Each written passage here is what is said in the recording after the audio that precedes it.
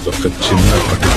రోజు మేడ మీదకెళ్ళి మొత్తం కాన్సార్ని చూస్తే రోజుదంతా నాదవుతుందని కలలు కనేవాడిని. నీకు చాలా గుర్తున్నాడు కదా చాలా కొడుకు ఉన్నాడు. కళ్ళ ముందున్నదంతా నాకు కావాలి.